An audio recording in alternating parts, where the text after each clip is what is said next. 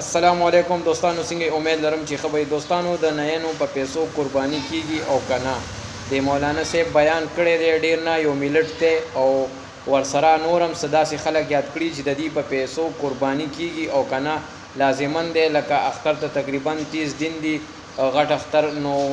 دا خبره ډیره ضروری ده چې هغه پیسو باندې سړی قرباني کوي اغا لالی نو د مولانا صاحب خبرې کړي ډېرې زبردست خبرې دي یو ملت بیان دی راځي ټول عمر نسوار ټکې د دې نسوارو په روپو باندې قرباني نه کیږي ځکه د رزق د حرامو دی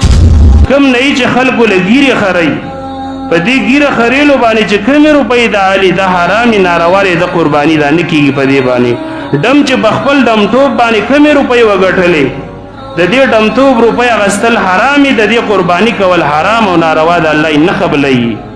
نو زمانو که د چا مالونه د سودي خپلو خویندو ته میم چې کور کې سوچ او فکر وکړي د سړو ته ووایي چې ستاسو دا روپۍ چې ماله ته قرباني کې دا حلالې دي او که حرامې دي دا ستا روپۍ سودي خو نه دي چېرته که په سودي روپو باندې ستا قرباني وه دا قرباني دي الله ګورې نه قبلوي نو چې د کومو خلکو مال دا د غلاو د دې خلکو قربانیانې الله نه قبلوي خپل مال ته سوچ وګړه چا نه خو دې پټ کړی نه دی چېرته زمانو کله چې رشوتونه خلکو اغستل د رشوت په مال قرباني کول دا الله ګورې دا نه قبلوي خپل مال د سوچ او فکر وس کوه ځکه ابوبکر صدیق رضی الله عنه باره کې راغلی دي د دې غلام هغه ساتلی و هغه چا څه جادوګري دغه شانې کهانت یې کړی و د هغې خوراک یې وله راوړی و چې کله ورته پته ولګېده ابوبکر صدیق خوله کې لاس کوي ټول ایسته الټی کړله کوم خوراک یې چې کړی و ځکه دا شی حرام دی